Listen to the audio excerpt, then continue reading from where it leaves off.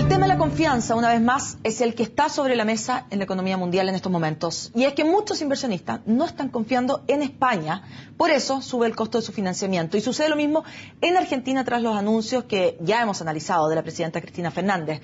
Para conversar de todo esto estamos con el economista de Géminis Consultores, Tomás Izquierdo. Muchas gracias por estar con nosotros. Gracias a ustedes. España en este momento es el dolor de cabeza, ¿o no? Para los inversionistas. Ya vimos que el lunes el costo de su financiamiento del bono a 10 años subió sobre el 6%, que es como la línea, la barrera psicológica. ¿Qué pasa con España que no logra convencer a nadie? Bueno, yo creo que España en alguna medida es víctima de lo que ha sido una receta, a mi juicio, un poco miope de cómo salir de la crisis. Aquí quizás la postura alemana más ortodoxa es la que finalmente se ha tomado, que es la de hacer ajustes fiscales muy potentes, muy fuertes. Y si tú sumas un ajuste fiscal importante con una política monetaria que en la práctica no está llegando con la liquidez que se quisiera a las personas y a las empresas, los bancos están tratando de disminuir el crédito y achicar sus colocaciones para cumplir con sus requisitos de capital, están en un mix que es re complejo, política fiscal contractiva, política monetaria en la práctica restrictiva. Y entonces la pregunta es, bueno, ¿cómo crece España? Esta postura, que es la que en un principio se aplicó y que se siguió aplicando de hecho en Grecia, es la que llevó a que Grecia no solamente se fuera jibarizando en términos de tamaño, sino que complicando adicionalmente su situación fiscal, porque la deuda pública como porcentaje del PIB fue creciendo sistemáticamente. Yo diría que hay una gran pregunta respecto de cuáles son los motores que permiten que España vuelva a crecer. Lo que tiene que lograr España es volver a ser competitiva, lo que tiene que lograr España es bajar sus costos internos en ausencia de una moneda propia que pudiera devaluarse y hacerlos de una vez en tiempo real competitivo.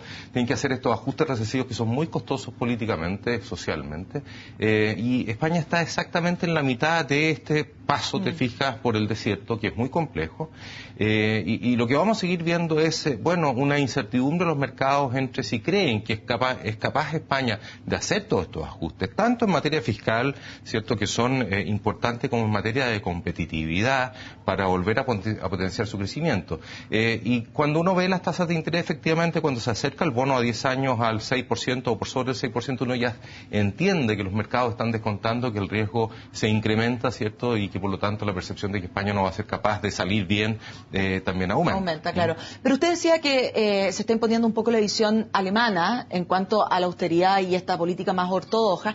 Sin embargo, Alemania estaba absolutamente en contra de que el Banco Central Europeo fuera prestamista de última instancia, lo cual sí lo está haciendo. Por lo tanto, no es la política alemana 100% lo que se está aplicando. Absolutamente. Y de hecho yo estoy convencido que si Alemania hubiera ganado completamente esta partida, digamos, en el segundo semestre del año pasado o a fin del año pasado, el riesgo de que se hubiera producido efectivamente un colapso en Europa era mucho mayor.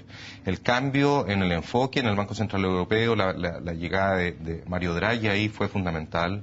Se bajó la tasa de instancia monetaria en 2 oportunidades primero, y mucho más importante que eso, se generó una inyección de liquidez a 3 años plazo a una tasa muy baja de 1%, que realmente descomprimió el sistema financiero.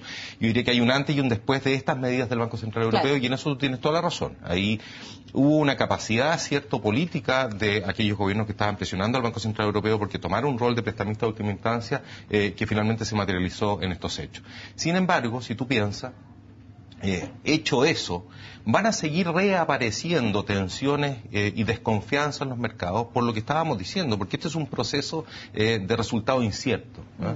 Y desde esa perspectiva es que uno quisiera quizás una visión distinta. ¿Qué más se podría hacer en una visión alternativa que no es la propia de los alemanes y que sí es, por lo menos en la campaña electoral de Sarkozy hoy día en Francia?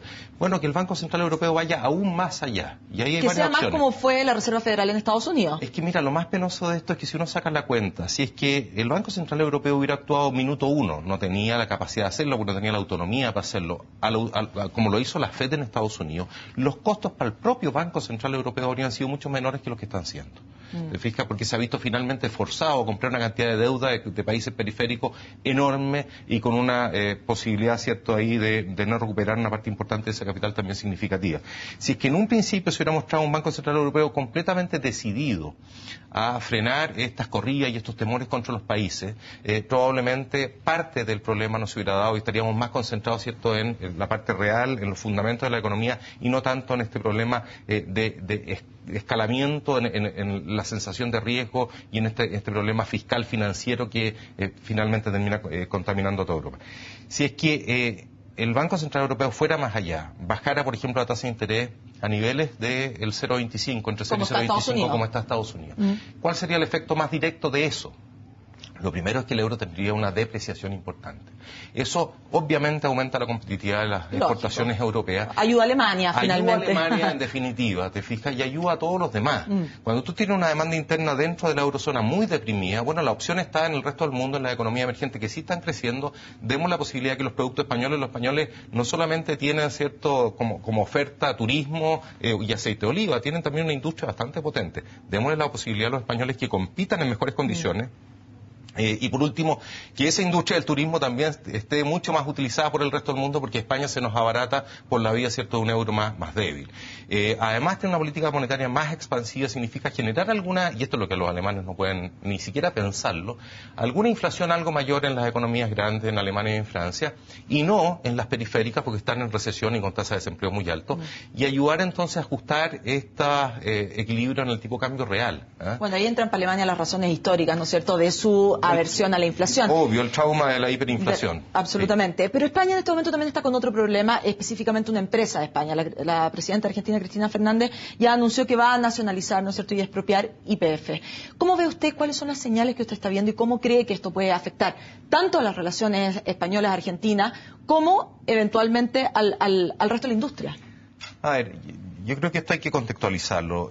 Esta es quizás la guinda de la torta, te fijas, desde el punto de vista de decisiones de política económica en Argentina.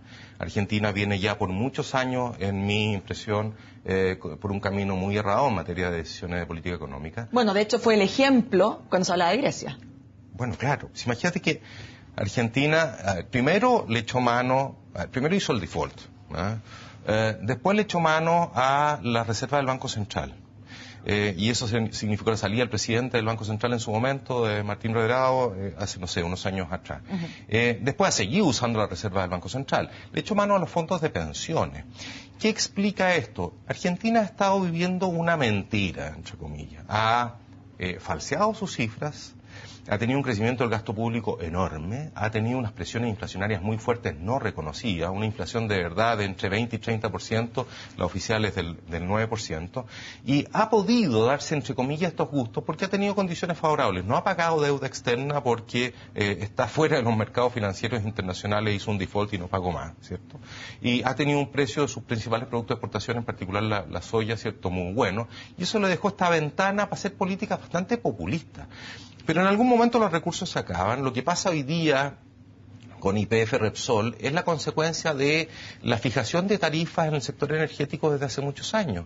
Sabíamos que esa fijación de tarifas iba a desincentivar la inversión y más temprano que tarde iban a quedar con una estrechez, cierto, en su capacidad de oferta para responder a un crecimiento de la demanda muy fuerte.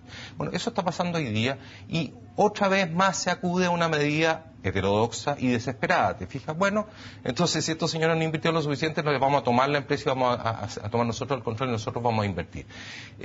Van por mal camino los argentinos, a mí me da mucha pena y le tengo mucho aprecio al pueblo argentino, pero creo que en definitiva a la larga la verdad se impone y cuando tú sistemáticamente tienes instituciones que no apuntan en el sentido correcto, eso se resiente en toda la economía. ¿Qué va a pasar? ¿Que Argentina se va a seguir empobreciendo cada vez más? Yo estoy convencido ¿Ese es el tema? yo creo que Argentina va a entrar en una crisis pronto. Finalmente los recursos externos se le están acabando, las holguras que tenía en sus cuentas externas están desapareciendo y cuando eso termine de desaparecer y terminen de exacerbar todos sus mecanismos, impuestos cada vez más altos a las exportaciones, además de impuestos y selección respecto de qué tipo de importaciones pueden entrar. Cuando se acaben, cierto, estas capacidades de maniobras chicas, en algún momento van a tener que hacer una crisis. ¿Qué significa una crisis? Una gran devaluación. De verdad, que se insere la paridad, que se insere, entre otras cosas, la gran inflación que no han reconocido en todos estos tiempos. Detrás de eso probablemente bastante inflación, probablemente detrás de eso también bastante crisis social, etcétera. Yo creo que eso es lo que se viene para Argentina, lamentablemente. Y eso lo veo hoy día más cercano en el tiempo que lo veía hace un tiempo atrás. ¿Peligroso para nosotros, los chilenos? No es conveniente, en ningún caso, pero a ver, al menos no es un país muy significativo desde el punto de vista del destino de nuestras exportaciones. Nosotros exportamos a Argentina del orden de $1.000 millones, te fijas, en un contexto de cifras, ¿cierto?, que son, no sé, 50 veces esa en términos de exportaciones. Por lo tanto, daño directo a nosotros, y por lo demás lo que exportamos a Argentina es, qué sé yo, salmón, te fijas, algo de vino, algo de cobre, pero no es una cuestión que nos vaya a afectar a nosotros. Pero que un vecino tan importante echa a perder su fundamento, echa a perder su economía y se salga tan claramente de lo que está haciendo la tendencia de toda la región, que la región se ha ido cada vez portando mejor y aplicando políticas más serias, bueno, obviamente que no nos conviene, ¿no? Sí. Tomás, muchas gracias por esta conversación acá en Agenda Económica. Gracias a ti. Con esta entrevista entonces terminamos este nuevo día en Agenda Económica como siempre. Los invito a seguir junto a CNN.